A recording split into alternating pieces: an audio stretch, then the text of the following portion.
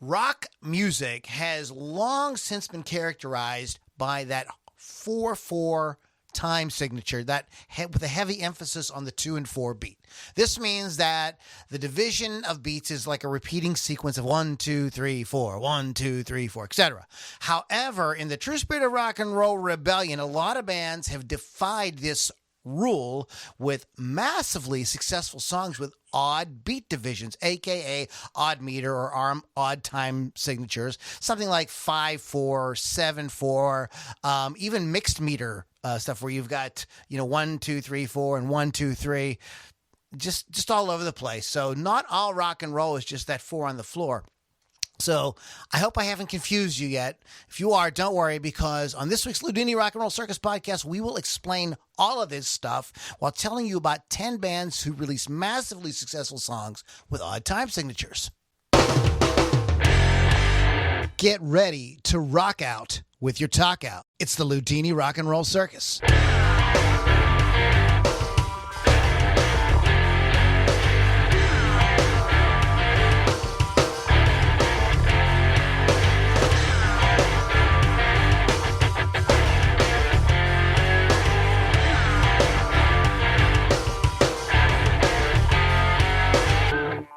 Welcome back, moms and dads, boys and girls, children of all ages, to the Loudini Rock and Roll Circus. My name is Lou Lombardi, a.k.a. Loudini. I am the ringmaster, ringleader for this weekly get-together of folks just talking about great guitar-driven rock. We cover different topics each week. Sometimes we do this band versus that band. Sometimes we do a top 10, as we're kind of doing today. Sometimes we do a retrospective on an album. We do a lot of different stuff. We mix it up with a lot of humor and different sound effects like that. And so we just have a really good time. That's what we do here. LoudiniRockandRollCircus.com as well as LouLombardiMusic.com. Why would you go there? Because you can get more information as well as getting access to some free music and cool downloads. There's an awesome community that we're building on Facebook, private Facebook community. So you guys want to check it out at LoudiniRockandRollCircus.com or LouLombardiMusic.com. Shout out to Wolf's Customs, wolfscustoms.online. They do amazing refinishes on musical instruments, hollow flash, a bunch of different things like that. So check them out at wolfscustoms.online. Rockrageradio.com is where you go to hear great guitar-driven rock 24/7. Indie bands, new bands, classic stuff. Check it all out at rockrageradio.com. It's a very cool app. And shout out to Rock Rage Radio because we do appreciate having our own show there on Sundays at noon. So very cool. We are a power trio today. Our what would you call her? Oh, there's a lot of things we can call her. That's one of them. That's one of them. Oh, we're really, man, I'll tell you what.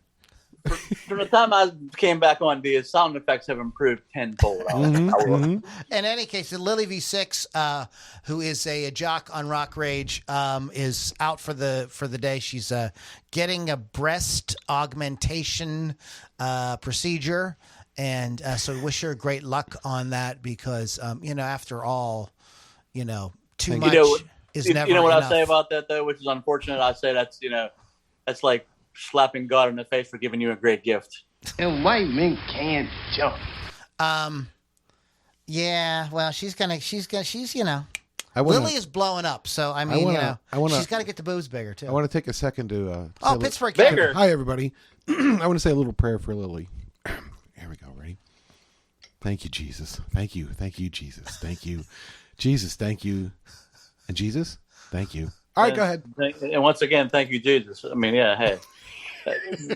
Watch out for that Actually, I'll give you points on creativity, which are nothing. But go ahead. Thank you. We have Keith. I figured he was sitting. I always figured Kevin was sitting Lily's show. We could actually see him tonight, but pay no attention to the man behind the curtain. It's just Kevin. Well, I've got a face for podcasting. Yeah, and we could talk about That's that. why I'm trying to put these. I'm trying to get these bags underneath from my eyes gone. No, see, Kevin doesn't have that. See, well, okay. So what's going on, guys? I can send them to you. I'm not an animal.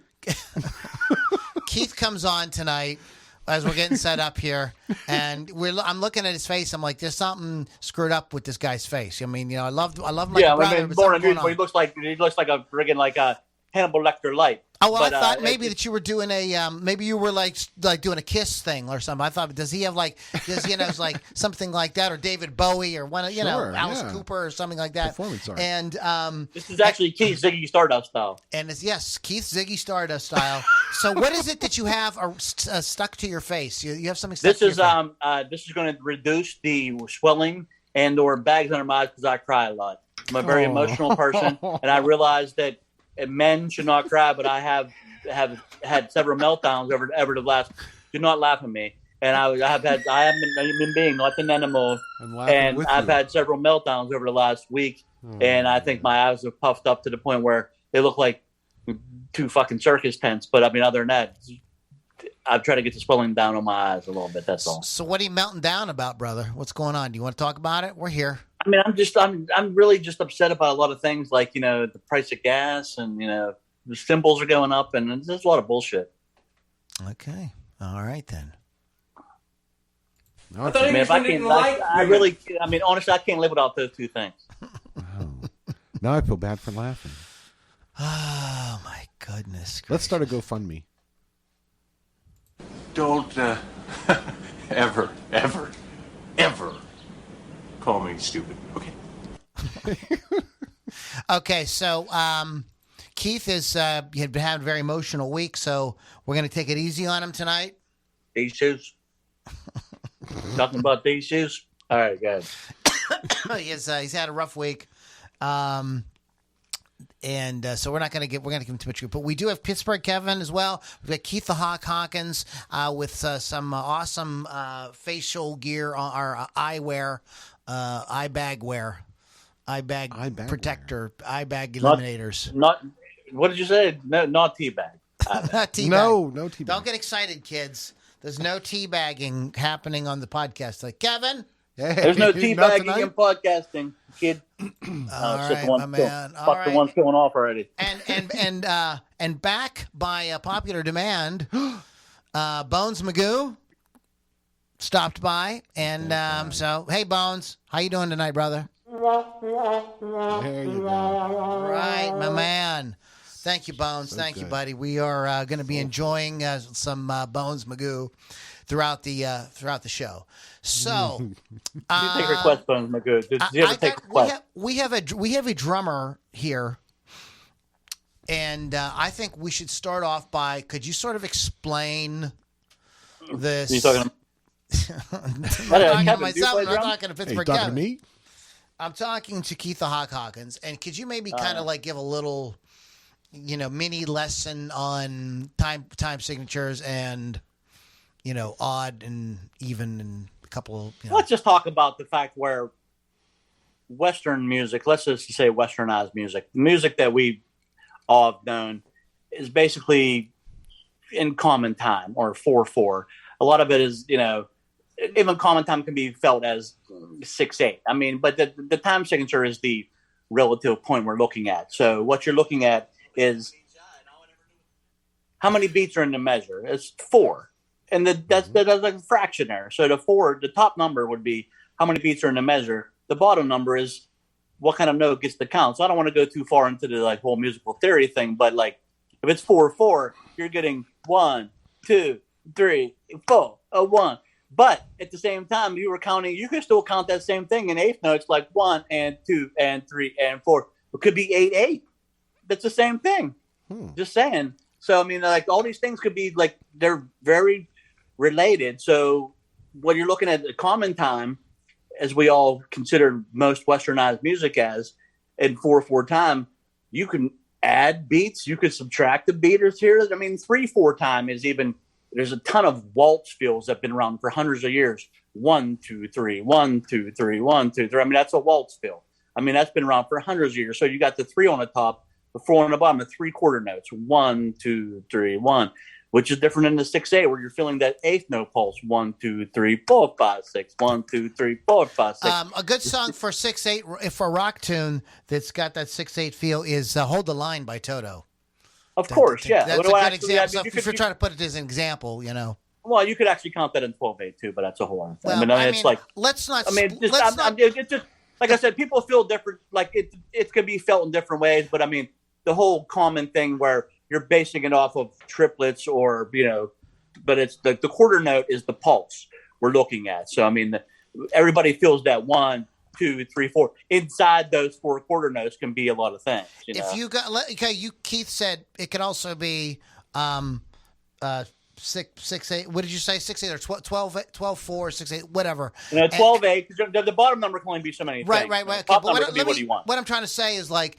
I don't want to split too many hairs over that because, like, I read articles that said "Money" by Pink Floyd 7/8, and other people said, "No, it's 7/4," and they went screaming at each other. So, like, let's not get. I don't want to get into that. I'm interested in the top number. That's the main thing we want to. Yeah. Okay. So the top number can be anything you want it to be. The bottom number can only be so many things, and then somebody wants to argue with that, then I don't know what to tell you. Okay. The top number can be whatever, but if we're going to look at the top number, that was probably my first example. "Money" by Pink Floyd would be in 7/4 because it's like 1, 2, 3, 4, 5, 6, 7, 1, 2, 3. You're still counting the quarter note. The quarter note is getting the pulse. That is the count on the song. 7/8 has no. If you want to count "Money" in 7/8, then that's all you, man. But I mean, it's in 7/4 time, and whoever wrote it, Roger Waters probably. So if it's based off that bass line, that is going to be 7 quarter notes. So if you were thinking about it as 1, 2, 3, 4, 5, 6, 7, 8. You would just take off that last quarter note, and all of a sudden we have an odd meter. The other thing, the other thing you can do is go 1, 2, 3, 4, 1, 2, 3, 1, 2. You know what I mean? You could do it. And then I don't want to cross hairs either, but then you're getting the subdivision. So I mean, you're subdividing. Let me finish. What I'm trying to say is like musicians, whether it's written that way or not, will count it that way often just for ease. You know what I mean? It's just easier to think, oh, this is a measure of 4, this is a measure of 3. So I find it easier to do that myself. So I mean, a lot of people just do it to make it easier. That's a very. I have several songs on my list that are like obvious time signature changes and an odd time signature. I think "Money" by Pink Floyd is a very obvious 7. So here's what they're saying. When you try to bounce along to it, there's a lope in that. There's something going on where I'm like, that's not coming out even. I can't tap that to like I just said tap that. I can't tap that out in an even time signature. That is written purposely or non-purposely. Some bands don't write purposely in odd meters. Some bands do. I think odd meters get that sort of like bad rap for prog bands. I mean, prog bands are known to write in odd meters, but that's a whole other thing. I have some majorly big pop songs on my list, so it's not just. Oh prog yeah, rock. that's what I was trying to stick to. But more recognizable songs. Okay. So according to Songfacts, I don't want to argue with Hawkfacts. But Songfacts is an unusual 7/8 time signature. So whatever, we're not going to split those hairs. We're not going to get into that. Gilmore was asked about where the time signature came from. He says it was Roger's riff. He came in with the verses and the lyrics for "Money" more or less completed, and we just made up the middle sections, guitar solos, and all that stuff. I had heard him, David Gilmour, say that the reason that they go to 4/4 for the solos is like he just didn't want to try to learn how to play a solo in 7/4, 7/8. He was just like, nah, we'll just do a section, And it's so cool. It breaks it up a bit. It gets into that swing, that straightforward swing in there. In straightforward. They're just swinging that bass drum too. That bass drum part Nick Mason plays. Yeah. And "Money" is like 1, 2, 3, and 4, 5, 6, 7. He has like a triplet feel in that third 1, 2, 3, and 4. So that 3 and 4 could be 3 triplet. I mean, it's got to swing to that bass drum part and "Money. But I've never counted it. And holy shit, my thing just fell off. Oh my! What? My fake eye. Call a doctor. His thing just fell off. But I never counted it in 7/8. But I mean, I'm not going to argue with people either. I mean, you feel it how you feel. As long as the whole purpose of it is that it's if you can just to play it right in the feel. Okay, so if all that doesn't listen, this is really going to bake your noodle. Oh boy. Okay, because they had access to at the time new 16-track recorder. So they were able to layer sounds. Okay, so there was some new complex studio techniques that were used on this song specifically, and if you wanted to create at this time, if you wanted to copy and paste something, you had to take a razor blade to it. So he put together this cash register tape loop that plays throughout the song.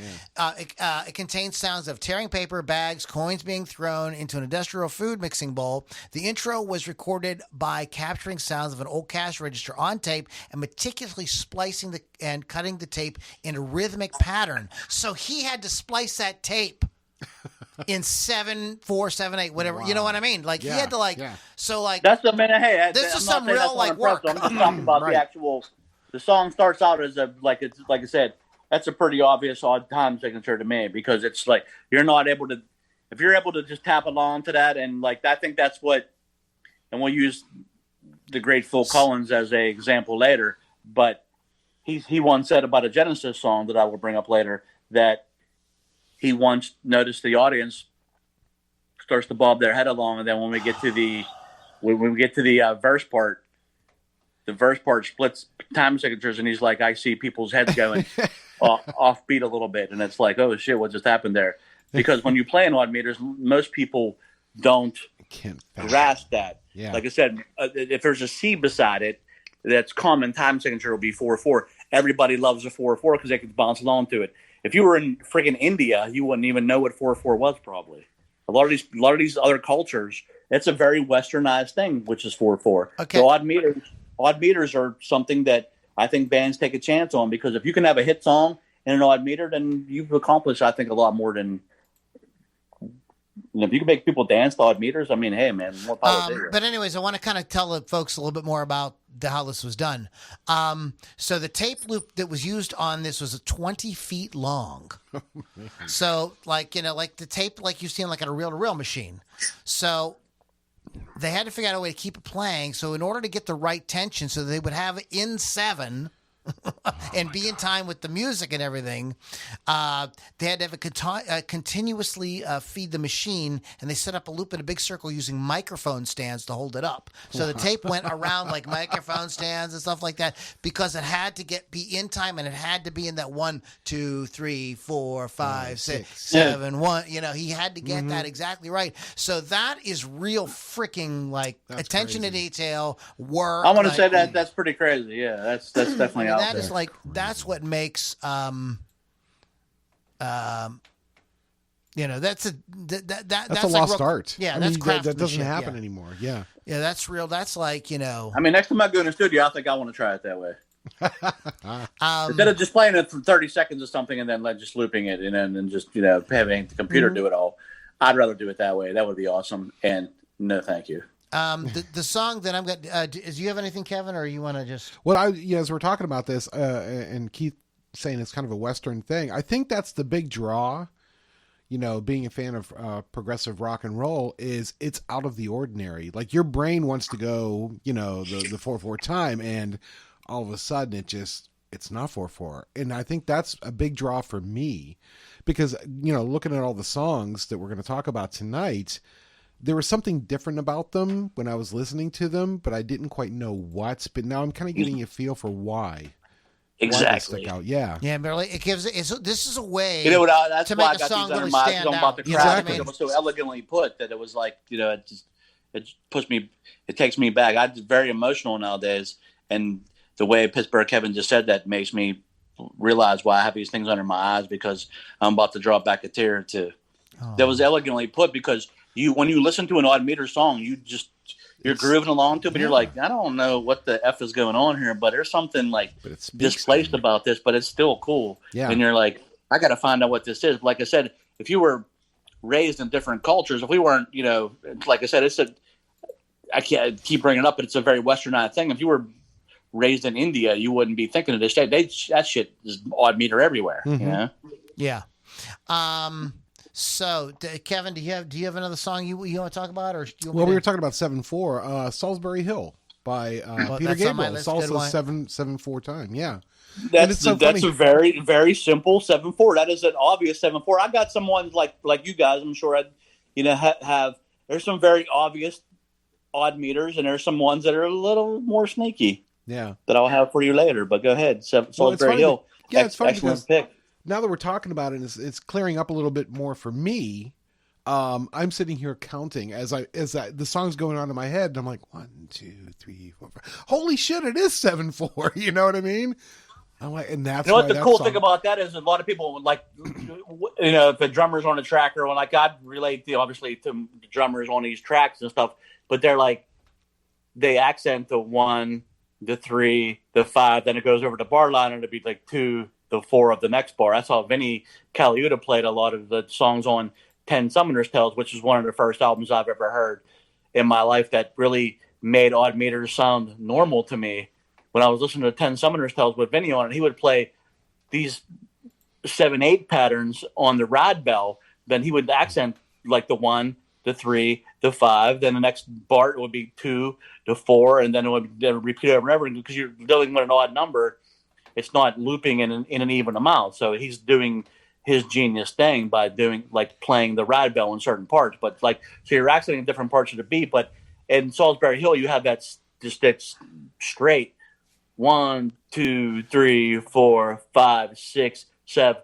Now a lot of things that as a drummer I know that I don't count. I don't go 1, 2, 3, 4, 5, 6, 7. I go 1, 2, 3, 4, 5, 6, 7, 1. I'll cut that last little N off because I don't want to like screw up the beat if I have to play something in 7. That's just something that helps me personally. So that's a tip from your Uncle Keith there. Thanks, Uncle Keith. Thanks, man. Now go out there and odd meter your ass off, kid. Okay, all right. So I want to talk about this song. Most of Peter Gabriel's songs have lyrics made up of various images that just come to him. But Salisbury Hill was a rare autobiographical song dealing with his breakup as a lead singer of the band Genesis and anticipation of his new challenge as a solo artist. Gabriel's first single as a solo artist. It was a big deal for him, since the song proved that he could write and perform a hit on his own with a song that was meaningful to him. He remarked in interviews that the time that he was especially pleased with the song and surprised that it was a single, since at one point he was not even going to have it on the album. It's built around a simple guitar, acoustic guitar riff. The song is much more simple and toned down compared to Gabriel's more extravagant work with Genesis. As a solo artist, Gabriel proved completely unpredictable, venturing into pop, electronica, world music, whatever lit his fire at the time. His next album, produced by Robert Fripp, didn't have any hits, but his '86 album, So, found a huge audience and holds up as a classic. Even though this song didn't have much chart success, it became a radio staple on various formats and remains popular. The timelessness of the song can be attributed to the fact that it was never overplayed by radio stations. Gabriel used an unusual 7/4 time signature on the song, another quirk. More instruments are added on each verse. That 7/4 rhythm works well because it feels like a normal rhythm, but isn't quite right, as Kevin was saying. It's not like a clever rhythm, but it's just a bit odd. It'll be interesting to see how people dance to it. Anyway, this is one of Peter Gabriel's favorite songs. Salisbury Hill is located near Bath. Or Bath. It's not Bath. It's Bath. Bath. Bath. I'm going to take a bath. Right then. According to legend, a temple was built there to honor Apollo, god of light, music, and poetry. Salisbury Hill was the focus of a long and bitter dispute in the 90s between environmentalists and government concerning the construction of a 4-lane road, which cuts deeply into the side of the hill. The album was produced by Bob Ezrin as well. So we all know who Bob Ezrin is. A lot of the story that I had heard, and it was not from any official source, just like friends talking, always said like, oh, this is about a guy getting out of a mental institution. And it absolutely is not. I can see it though. Like if you look at the lyrics. But if you go to Songfacts and look it up, there's tons of comments, and that was like one of the things people said over and over. That and I was like, I had heard that too, but I never heard it from any. Like, I never heard anybody on the radio say. I just like heard like friends. Say it, you know what I mean? I didn't know where they got it from. And I was always like, I was always skeptical of that, but I was like, oh, okay, whatever. But it seeps into your mind. I actually played Salisbury Hill in a band once. I don't know. Really? I don't remember. I don't remember ever going over well, but it was like one of them first set kind of like songs you would play. Like it wasn't all like 80s sort of like 80s tribute kind of band. So that song came out like in that era, I would think, right? Yeah. But you got a date on that? I did. I clicked away from it. Oh, But I can tell you again because see, this is a thing called the internet. Wow. If you would just check the interwebs for me on that date, it would be awesome. Oh no! This isn't 80s at all. This is 77. Wow. Are you serious? We broke that band broke the rules then. That's terrible. But anyway, I did play that song in a band once, which I thought was an 80s tribute band, but now they completely have disqualified themselves from that whole. I'm gonna pick. My pick is something I know that I think Keith is really gonna dig. I'll dedicate this pick to my brother Keith. Released in 1959 on the album Time Out. You're a fucker. The Dave Brubeck Quartet, Take 5. This is actually making me salivate as we speak. Written by Paul Desmond, who was the band's sax player. And it's called Take 5 because it's written in 5/4. This is the first song, and I know it's the Loudini Rock and Metal Circus, but this is the first song I ever heard in my life, which an old drum teacher me, Val Dupre, from Guitar Gallery, turned me on to the song. Was the first person, actually, he was my drum teacher before Lou Ross, which I've had Lou Ross for fucking 27 years. But this was the guy before Lou Ross, and Val turned me on to the song, and I was like, what's up with this tune? And he was like, it's in 5/4. And I was like, interesting, never heard that time series before. Because at the point I was playing Highway to Hell, you know what I mean? So this was with the great, God rest his soul, Joe Morello on the drums. That shit, there's probably nobody alive in this freaking band at this point. But yeah, that was the first song I heard in an odd meter. That was, even I wasn't that much of a jazz fan at that point, but I was like, there's something cool about this that I just really haven't discovered yet. And that song is timeless. And still to this day, you still hear that 1, 2, or 3. You still hear them single notes like 1, 2, or 3, or 4, or 5. 1, 2. That still sticks out to me. It's amazing because it sounds it's so normal, but it has that lope still. You know that the lope it will come up. The word lope will come up several times, I'm sure. Like because I've been taking my medication today, so lope will come up a few times. So there's a lope. There's a lope in the beat. So 1, 2, or 3, or 4, or 5. I might just, matter of fact, let me get some sticks now. Go ahead, yeah. We were talking about Subdivisions. Subdivisions by no, we weren't talking about that. But you could also think 1, 2, 3, 1. That's in 7. Also, okay, let me finish. Sorry, you're just so excited, Lou.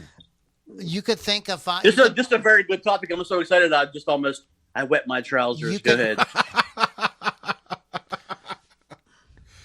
Oh my! You could think of this as 1, 2, 3, 1, 2, 1, 2, 3, 1. You could make your life more difficult. Just because of the way it turns around, da da da da da da da da da. You know, it has that. Why don't you just play in 4/4 instead of an extra beat? You can do that. 1, 2, 3, 4, 1, 1. And there's probably guys that count it that way just because that's how they keep it straight. Like Sheryl Crow said, if it makes you happy, if it makes you comfortable, I'm going to do a little alternate take to her song. It makes you comfortable. Whatever it takes, man. Makes you comfortable. Hey, Keith, let me ask you something as a drummer. When you're performing songs... Oh, he's not really a drummer. He just plays one on the podcast. Oh. So he doesn't have any real... No, I'm just kidding. So when you're performing, do you count? Do you actually count? Or is it just kind of a muscle memory thing for you? To be honest with you, man, I really don't play songs that are in odd meters. I can play in odd meters when I have to, but I have to sit down and probably retrain myself to do it. Okay. So I'm coming from someone that, to me, down here, I haven't ran into any bands that play. I mean, oddly enough, there's an odd meter, and people probably wouldn't believe me on this. There's an odd meter in a song, "I Love Rock and Roll" by Joan Jett. Yeah. There's a bar of 3/4 in that, and that's the toughest I get. most New Orleans music, like second line stuff I'm asked to play, or like Cajun music, or like just simple pop rock, or the new band I'm with is like half pop rock and half like more modern dance rock. There's not going on outside of 4/4. I haven't had I have never been asked to play anything that's in an odd meter. I'm not saying I can't. I just basically I've taken the Neil Peart route, where he says that when Geddy and Alex used to send him songs for the next album after they were done with the tour, they would be ready for the next album, and they would send him songs, and he would ask them, is this in 7? And they would be like, I don't really know. It's kind of something that we just feel it this certain way. What the hell is that, man? Oh my, Lou's pulling something out of his box.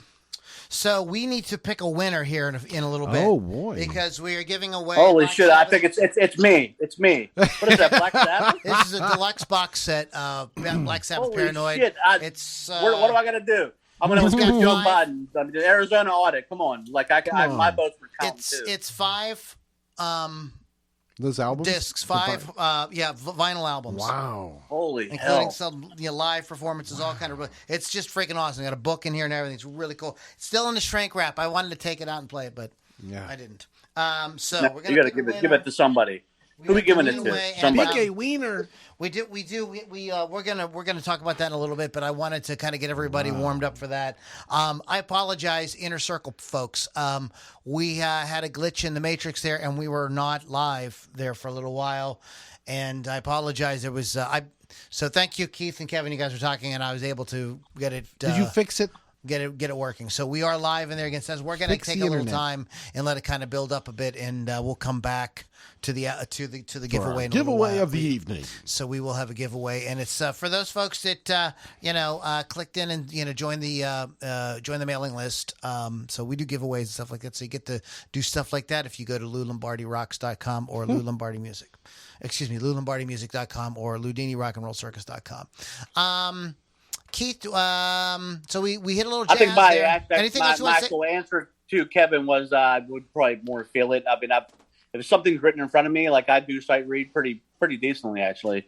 But if I had to play something on me, I'd rather like read it first. But I mean, if I had to, I would probably subdivide it like Lou was talking about before. Like if something was in 7, I would probably play it in 4 and a bar of 3. Okay. So we hit take. Is there anything else you want to say about take 5? Keith? It's just one of the greatest songs. Like, it's a jazz standard. And like I said, we don't probably delve into the jazz realm much in this show, but I mean, because it's not that thing, but it's like, it is a song that is still, I think, rock musicians would probably cling to, because it is an amazing song that was written in odd meter, hence the name Take 5. And it's an obvious 5, and it's played by great players. And if you can't respect it, then I don't know, go after your mother. I don't know. It was a, it was a hit song. That's what I mean. It was in 1959. In 1959, charted. In 59, you could get a jazz song like that on the radio. Exactly, because we're still looking at the infancy of rock and roll. So. Yeah, rock and roll was just one of those other things, and people thought rock and roll at the time. People just thought it was a fad. It's a fad. It's that guy that gets up and shakes his hips on. I don't want to. Yeah, it's still a fad to this point. Yeah, actually, probably at this point, it probably is a fad. To be honest with you, but so this is and if you don't know it, if you're going like, what the hell is this? Just give your ears a little treat and go to YouTube and play it real quick.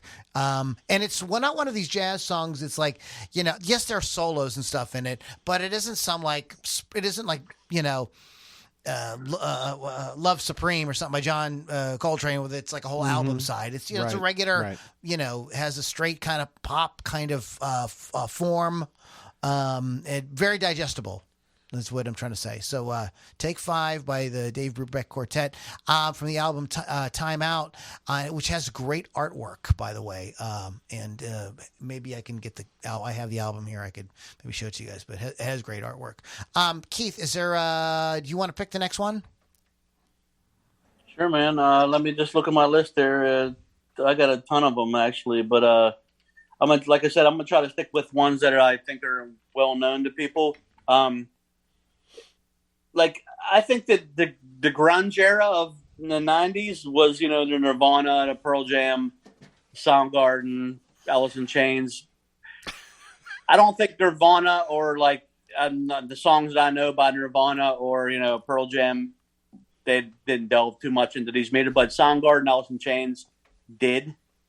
And like I said, I don't know if it was done on purpose, but I think in Soundgarden's respect, they sort of did. I've read a couple interviews back in the day with Kim Thale, who said that he kind of just does that shit on purpose, because that's just the way he writes.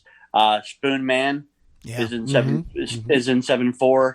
I hate to keep rambling on with 20 picks, but I mean, if we're just looking at one band, they had several. Rusty Cage changed his time signature several times. Outshine is in 7. But I think Spoon Man is probably one of our most popular songs, and this is 7/4. It's just the way, and like I said, I don't know, like Chris Cornell, had his hand in this stuff too, but I think Kim Thale was one of the ones, and Matt Cameron, who's a great drummer.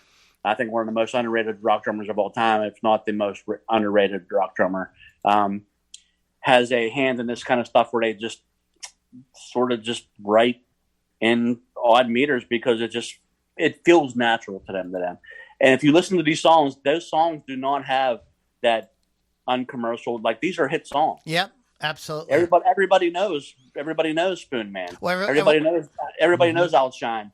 I mean, Rusty Cage, Johnny Cash covered it. I mean, he did it a little bit more straightforward, but it's like, and you go on and on and on and on, but you can dig through their whole entire catalog, and like these bands, like sometimes have a little bit more of a open mind about everything doesn't have to be this whole like straightforward beat sort of thing. We can still make this shit sound more natural, and that's the beauty of it. Yeah. Well, that's the thing too. It doesn't sound crowbarred in, right? Right. It's it's like, oh yeah, you just accept it as the song, and it's not usually till you sit down and go like, well, wait a minute, like Kevin was saying, like I know there's something different about this. Then you start trying to tap it. You're like, wait a oh, minute. right. What's happening here? Yeah, your one's not coming out on where it should be. I mean, which is the beauty of it. Like I said, if you can make odd meters sound natural, then you're really doing something. And there's a ton of bands out there that do it really well. Oh, great! Real bullets! Exactly.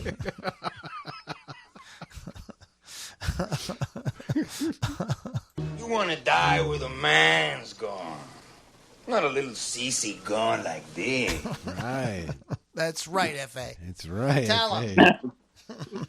F.A. Okay, so and speaking of like stuff that's like super regular, Kevin, is there anything you want to talk about? One, do you have something on your mind? Well, we touched briefly on Subdivisions. And okay. If you're going to talk about a band making odd time signatures sound natural and flowing, it's got to be Rush. And every song, like every song they've done, and like you said though, if you've grown up loving Rush, but then you sit down and try to tap along with it, wait a minute, wait, where did he go? But it sounds so natural. And the bands that cite Rush as their influence, sometimes they feel like they're trying too hard. You know what I mean? Oh, we have to change it here. Where Neil and the boys would just do it so fluently. But I had Subdivisions on my list, so. Chill out. That mosquito's bit me on the top of the head like 5 freaking times. What are you doing, man? Take it easy. Right on your head. Oh my! The fucking no offense, but the malaria is not going to sit in until like I know, dude, a week. but it itches. I'm sitting there going, why's my head it itches? Oh, I hate that. This song is about your head has crabs. My head has crabs. You know what? My head has crabs. My head has. That's how I tune my guitar. Listen, guys. Listen. What? It's like living with a 6-year-old. Basically, yeah, basically it is. Subdivisions, a song about narrow-minded and judgmental people, how they can get and they get put into get a clump up into little groups. It's spelled out in the chorus in the high school halls and the shopping malls, conform or be cast out. It tells or State University fucking multicultural centers, either one. Yep, and it tells of how when you don't meet a certain standard, you are basically shunned, and you end up doing a podcast or canceled, as in today's. Canceled, yes. Yeah. Drummer Neil Peart said the song is an exploration of the background from which all of us, and probably most of our audience, have sprung. Pearl grew up reading adventure stories and science fiction, which for him were an escape from the confines of suburbia. As he got older, he took full advantage of his freedom, embracing travel and exploring other cultures. Mark Daly, evening newscaster for the Voice of Toronto television station. Also, Much Music is the voice that repeats the chorus line, Subdivisions. Oh, really? Yes. I did not know that. The little things you didn't know about I thought Rush. that was Alex Lifeson just speaking into some kind of like talk box or some shit, you know. This song marked a turning point for Neil Peart, whose early Rush lyrics were based in fantasy. I didn't believe yet that I could put something real into a song. He told Rolling Stone, Subdivisions happened to be an anthem for a lot of people who grew up under those circumstances. And from then on, I realized what I most wanted to put in a song was human experience. 1, 2, 3, 4, 5. That's an easy 7. That's an obvious 7 too. 1, 2, 3, 4, 5, 6, 7. Bum, bum. Certain songs are very obvious. I was going to use Rush as YYZ. Oh yeah. Tom Sawyer. I mean, I hate to get too far in, because Rush technically, whatever you want to call them, is a progressive rock band. I don't want to get too far into that kind of thing, because there's like, Yes, Dream Theater. I mean, you can go to Jethro Tull. These bands play an odd music because they're progressive rock bands. I was trying to keep it more in these like sort of hit songs, but you can't ignore songs like Tom Sawyer, where the keyboard part is like that shit is at 7/8, which is you're getting 7/8 notes. 1, 2, 3, 4, 5, 6, 7. That stuff is just obvious to me. 7/8 time signature. So you're getting odd meters. So a lot of these songs have odd meters in certain places. Then they kind of like drift out of them for the choruses and stuff, which will be my next song. But go ahead. Is it my turn yet? Yeah, go ahead if you want to do one. So I had Times Like These by the Foo Fighters, which is my obvious 7/8. Yeah. It's actually 7/4 into 4/4 because the beginning riff of that song, and before it goes into the verses, is in 7. So that's like, but that's like I said, that's not a band that's labeled a progressive rock band, but they can write in 7 when they want. And I mean, these bands can delve into that kind of stuff. So Times Like These is probably a song that's a little bit more, you wouldn't think a band like the Foo Fighters are writing in odd meters a lot, but you know, they F around with it a little bit. So and that's a hit song for them. So there you go. Oh yeah. Big one. Okay. So, now I'm going to go like super mega super. Like super, go ahead. AM pop. Oh my! And that is, you're going Dion Warwick, aren't you? I Say a Little Prayer. Oh, there you go. Yeah. Burt Bacharach, Hal David wrote this song and also produced it. They first heard Dion Warwick singing backup for the Drifters, which is when they realized she had the perfect voice for their songs. Bacharach and David had a string of hits with Warwick, including Walk On By, Don't You Know the Way to San Jose. Here's another one. Songwriters were never happy with the tempo of the song and thought it would flop. Burt Bacharach said in Record Collector magazine, I never thought I made the record right. I think I have a tempo that's too fast, a bit too nervous for Dion. I didn't want the record to come out, but I got overridden, and I'm glad that I got overridden. In this joyful song of devotion, the singer doesn't think about her man. She prays for him, Pittsburgh Kevin, starting when she wakes up in the morning and continuing throughout her workday. All day long. Yes, right. I'm going to pray for you. I got to get that soundbite. Thank you, Jesus. Thank you, Jesus. There's even a chance that this is an unrequited love song when she says, why don't you answer my prayer? Nonetheless, most ears hear it as expression of true love, which makes it a favorite at weddings. She resonated with wives and girlfriends whose men went to Vietnam as well. Wow. Aretha Franklin did a version of it as well. Check this out. Check this out. Here's how I know she did it. That's the cover I know actually. I know her version of it, and it still has the same like kind of time. Well, you check this out. Here's how this came about, because Dion Warwick had a hit with it originally, and the girls that sang backup on Dion's became the backup singers for Aretha Franklin. Oh, really? Okay, and a couple of these people I think you know, but so they were singing it with Dion, and they were kind of just jamming it with Aretha. They just brought it as a kind of like, let's mess around with this. Yeah. And Aretha really liked it, and she came up with a more kind of like gospel, kind of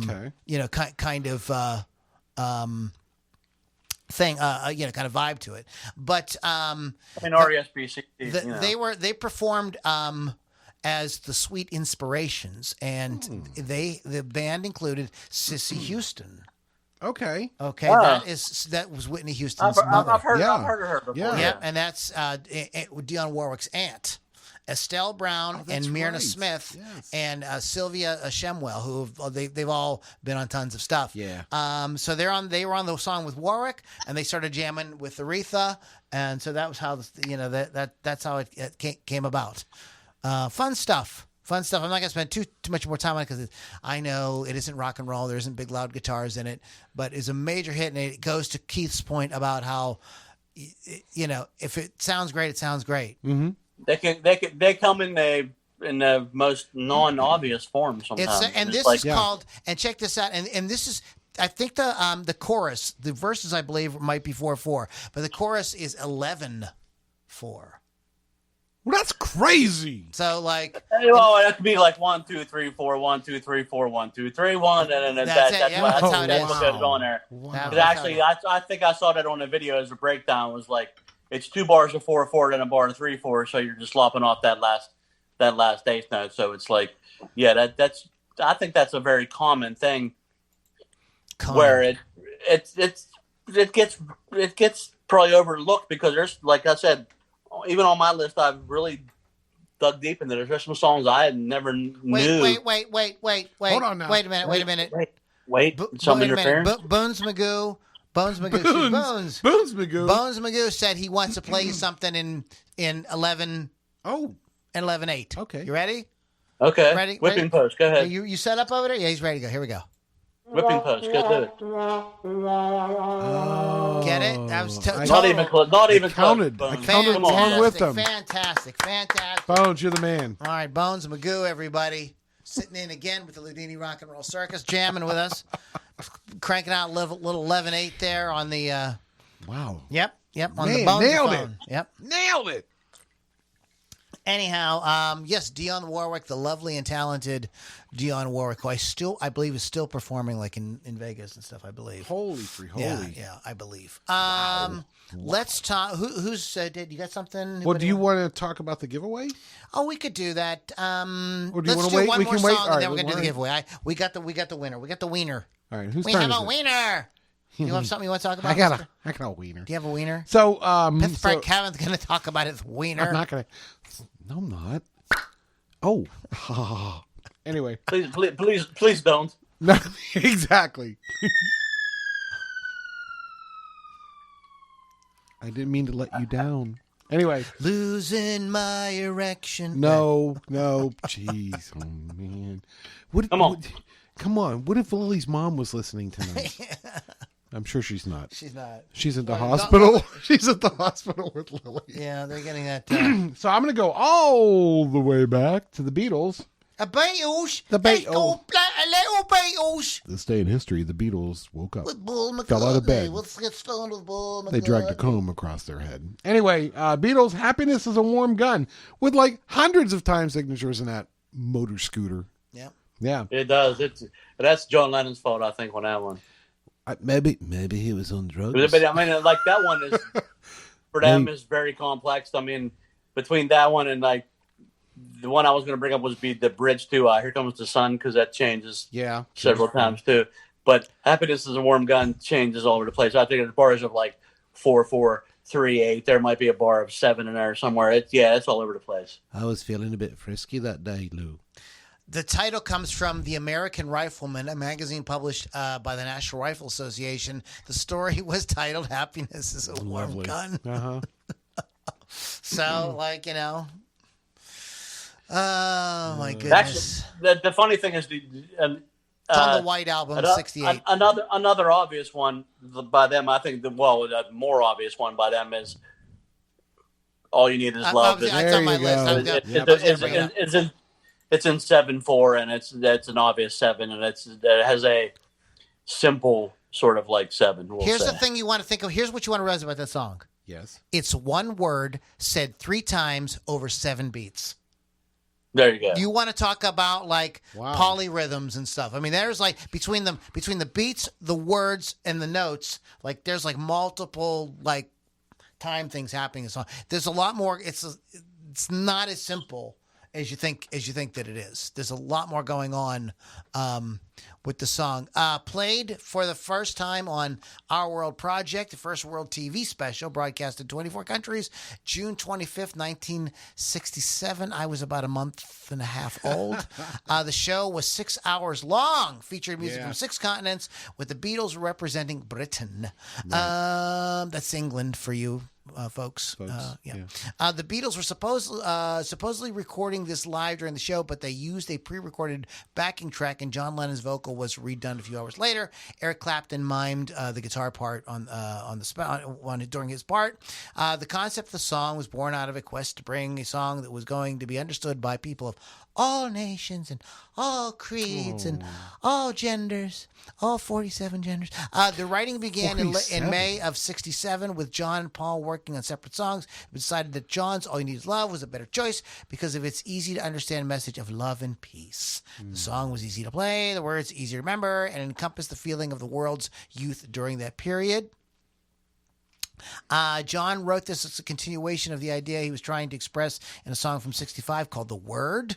He says he likes slogans. He says, "I love advertising. I love the telly."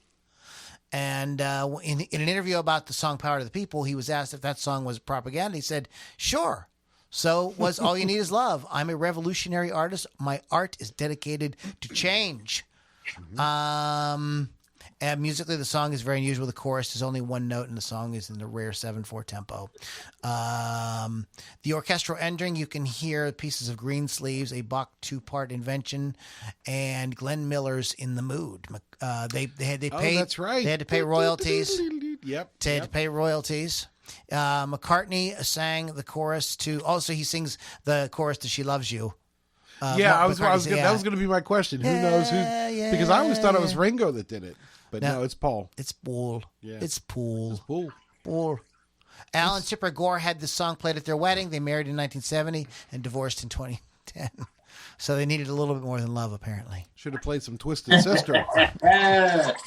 Yeah, Are man. you peeing? What the? I am. I can't help it, man.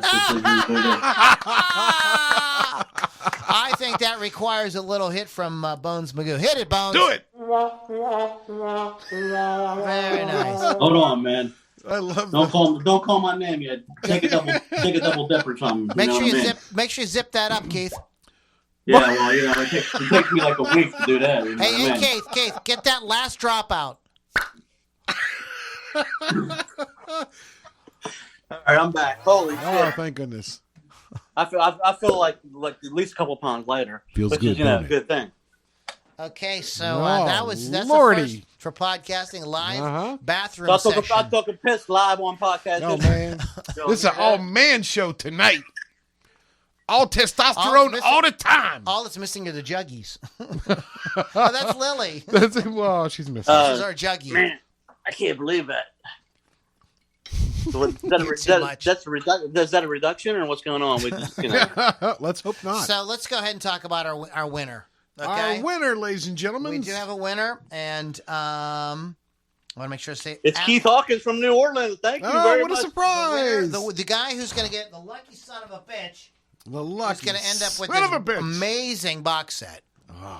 And dude, you better send me you better send us all kind of cool reviews and stuff, and take pictures with this and post it. Is a gentleman named Alan Tarvin. So, Alan! Congratulations, brother. Nice job, Alan, you lucky SOB, you. Yeah, and I will be getting this out to here in the next day or two, okay? That's fantastic. Holy shit, Alan. I mean, wherever you live, let's have a party there. We'll get in touch Let's and listen to get. that We have to get your mailing address and everything. Wow. So we'll. I bet he we'll lives in New Orleans somewhere. If he lives in New Orleans, I'll remember his house. Intercept it. So there's all kind of, and there's a million others we could talk about. There's Hey Ya. That is a mixed meter. The theme, the mission of Bob. Well, I mean, Dun, hey, dun. man, Yep. come on, that's the hey, yeah. I mean, hey, man. Yeah. And so there's a million more we could talk about. It's got a bar of 2-4 chucked in there somewhere. Yep, Yeah. it does. It sneaks one in on you. Can I ask a question? Sure. All right. So you write music. You write your own stuff. I write the song So- to make the whole world sing. Thank Hey, you, Lou, Mary. have you ever written a riff that just feels like it's got to be in 7 for you? Yeah, that's what I was going to ask. Do you consciously There you set go. out to write something like that, No. or does it just No, happen? it's usually because I'm really wasted. Oh. And I screw up, and that's an odd time. You're like, changer. oh, that sounded good. Yeah, I only have one thing that we have as a band right now that has an odd meter in it. Yeah. That has 7. It's got a bar of 4 and a bar of 3, and it rocks between the Crazy. two. And So let's talk only about got that one for a second if we can. Sure. There's very well-known pop songs that have just like the bridge is in 7. Let's take a song like Heart of Glass by Blondie. That Okay. entire song is in 4/4 until you get to that bridge breakdown, and it is in 7. They play 4 bars of 7 for whatever reason. I don't know what. to break it Like, up you know, to make something you different know, happen. Yeah. Yeah. Again. It catches was. your I attention. mean, is it a producer? Is it Deborah Harry? I don't know who does it, but like I don't think it's somebody Deborah thought Harry. it would be cool to put 4 Harry bars Debbie. of 7 in there, and then next thing you know, boom, there you go. What if your little Debbie becomes a hairy Debbie? It's like living with a 6-year-old. Yeah. Yes, sir, it is. I have a hairy Debbie. Oh, Lord. But yeah, there's certain songs like I was talking about the I Love Rock and Roll. There's just a freaking bar of 3/4 in there plugged in there, Yeah. which is weird if you play it along to it. And it's like it's not fun. It'd be like Heart of Glass has 4 bars of 7. I mean, it's just different. I don't know. It's cool because you don't expect it for bands like that, but all of a sudden it's like there it is. So, but like I said, I think it's sometimes experimenting with time signatures is very cool. And like the Beatles did it. All the great bands have done it. Led Zeppelin has done it, which is my next pick. So is it my turn yet? Well, we were done because we're running out of We're time. actually We're at the at end the- What of the about podcast. what about the ocean? Come on, we can't Well, not have that okay. one. Billy Ocean? You put down your rock, What? and I'll put down my... Not Billy Ocean. I don't know Oh. if he had any. But the ocean. Inconceivable! The Ocean by Led Zeppelin is a Yeah. obvious time signature change, but it doesn't feel like it. It's a bar. Inconceivable! It is inconceivable. It is conceivable because it is a bar. It's a bar of 4/4 or 8/8, if you will, and then a bar of 7 on top of it. So it's 15/8 if you look at What? it that way. 15/8. That's unnatural. It is unnatural, but it's not that bad. It sounds pretty natural when they play. When John Bonham plays, it sounds pretty Well, good. true. Which is not like the Crunch, which sounds fucked up, but it was awesome. Which is a 9/8. But you know, the Zeppelin can throw down an odd meter when they need to. You know. But hey, Okay. All right. So cool. So that's it. we're really done. We out of time. That was Yeah, the Yeah, first Can show. you believe that? We're almost out of time, and We I don't. we I need got to kick Lily 75 off more more songs often. on my list. a couple What of about things. Genesis? What about Turn It On Again in 13/4? What about Exactly, this? What right? about that? What about Kiss from a Rose, who has a bar 9/8 in it? Come on, Come on now. damn it! Damn You it. have to buy more time for me or something. Jesus. Buy more time for you. Want to give a few birthday shout outs. Randy Bachman Hey. from Bachman Turner was Overdrive. taking wanted care to of say- Hey, Randy, when's the last time you wrote a song on an odd meter? Homie, happy birthday. Exactly. Happy birthday to the Meatloaf himself, Meatloaf. No way. Oh, hey, Meatloaf, what's up? Happy birthday. When's the last time you wrote a song on an odd meter, homie? Stop it. Oh my goodness. Stop it, Kay. Robbie Shakespeare, session bass player with Sly and the Family Stone, Peter Tosh, Robert Plant, Jimmy Cliff, Grace Jones, Joe Cocker. Really? All Yeah. those people? Yes, 1953. All those people, when's the last time you wrote a song on 1 meter, homie? Hey, Bones Magoo, when's the last time you wrote a song on 1 meter, trumpet boy? Yeah, trumpet boy. This next gentleman's birthday is today, and if it wasn't for him, we would know that's rock and roll. Sean Cassidy. Oh. Happy birthday, shit. Sean Cassidy. Now, he's, 16, that last time I heard a Sean Cassidy song, it was in 1916. That's awesome. 1916? Actually, I Year thought of that the was the year meter. he was born. Never mind. Oh, all right. Let's see. Oh, hey, happy birthday to Lil Wayne. Shit, New Ask him. Orleans own. He's living in Algiers, I heard. What? That's what I heard. Nolans. Yeah. There's He Dion lived 3 blocks. Nolans. Lil Wayne rented a house 3 blocks from me. Claim to fame right there, man. Go down there with the bullhorn and ask him when's the last time he wrote a song in an odd time signature. I don't know him too many Happy odd birthday, times. Lil Wayne. Lil Wayne. Lil Wang. Yo, Lil hey, Wayne. Little Wang. What's Lil Yo, Wayne. Little Wang. next time Wang. I see Wang. Chuck D, I'll be like, Chuck D, what time? When was the last time you wrote it? And Oh, time this signature. girl, this is somebody with we should do like a Where Are You Now? Where Are They Now? Yes. Avril Lavigne. It's her birthday today, 1984. Look, That's good. You know what the correct answer on that is? Who gives a shit? No. It's the correct answer is not in my basement. A couple She of wants she wants spit on a reporter. You ever see that? something little we video? should mention. Lucky reporter. On this day in 1986, Cliff Burton, Metallica bass player, was crushed to death after the wow. band's tour bus crashed between Stockholm and Copenhagen. Oh, wow. During a European tour, members from the band drew cards for the most comfortable bunk on the tour bus. Burton had won the game with the ace of spades. And was asleep when the tour bus ran over a patch of black ice and skidded off the road. He was thrown through the window of the bus, which fell on top of him. It's Yes, like that is a horrific tragedy, and that's like the Frankie the Richie Valens thing. You know, Yeah. they were drawing straws for, and like, you know, everybody wanted to ride on the plane, Mm-hmm. and so he got to go on the plane, but then he ended up dead. Yeah. He turned out to be dead. Yeah. yeah. Wasn't it Merle Haggard that said that I hope your plane crashes to the guy that won the coin toss? That was it. Merle Haggard had something to do with that. He felt like shit afterwards, I'm here to tell you. Oh, hell yeah. He was like, I hope your plane crashes. Because the dude told him whoever won the coin toss, Tommy, whoever the fuck Tommy was like, Tommy. That's the first coin toss I ever won. Tommy. Him and Valen and Waylon Jennings had a little thing going on there. On this day in 1964, the Beach Boys, not the Beatles, I was going to say the Beatles, made their TV debut on the Ed Sullivan Show. Where they sang "I Get Around" and "Wendy." Oh, So I just recently watched a very interesting biopic about Brian Wilson. Actually heard something about the Beach Boys before you said that. I Get Around was originally written by the chick they gangbanged one night who gave them all STDs. No. That's I'm not just saying, no. that's what I heard. Sir, that's not true. I mean, Dennis Oh, Wilson was Lord. hanging out with Charles Manson. What the hell is he know? You know what I mean? Okay, I think we're going to wrap it up. Well, we're just getting going. We're not going to talk about No Mercy? Yeah, well, I'm not going to. We'll do that some other time. We'll talk about it another time. Love and Mercy. Love and anyways, Mercy. Love and Mercy. What about breast augmentation? We're not going to talk about that. Well, you know, we'll see what it looks like next week. We're when not Lily going to comes touch back. that one. We're not going to touch that one. Can't tonight. touch. I don't know this. if I can make. I don't know if I can make it on next week. I'm from week to week, Lou. You know that I'm on a retainer, Holmes. Speaking of retainer, this thing in my mouth's killing me. I got to take this fucker out. Yeah. Oh, great! Real bullets!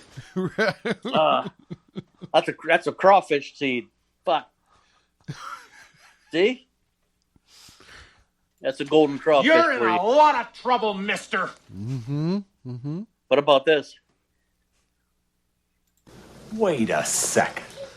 All right. All right, that's what I did. This is audio. We're This getting is off. podcasting. We're looking at stuff. So I totally going apologize off to the the audience for rails. that. So let's go ahead and get wrapped up, guys. You've been listening to Loudini Rock and Roll Circus. Go to LoudiniRockandRollCircus.com, LouLombardiMusic.com. Please check out Wolf's Customs at wolfscustoms.online and rockrageradio.com. Lily V6 will be back next week. We will be back. Keith the Hawk Hawkins for probably will be here. Probably. I hope so. We'll see. I'm Okay. on a week-to-week retainer. And what's going on with Shoot. your Oh shit! What happened? and okay. Yikes, sir. So What? This is my equivalent of Bones I know, Magoo. but people can. We're doing a podcast and people can't see you; they can only hear you. So it's like, That's good. What do you mean? They could see me the whole time. yeah. The whole time. Okay. The whole time. The All right. whole Do you have time. any gigs or anything coming up, Keith? You want to talk about anything going on? Yeah, this is my Hannibal Lecter imitation. Good, so good to see you, Clarice. Okay. That Keith, he's mess up. All right, guys. Thank you so much for hanging out. We'll catch you all on the next Loudini Rock and Roll See ya. Circus.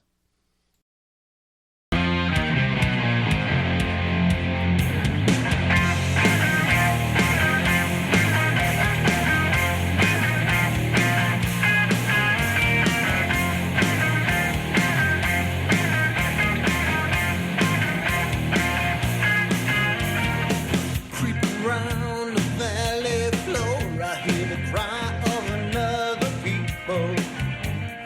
Take my hand and walk through this door. I'm gonna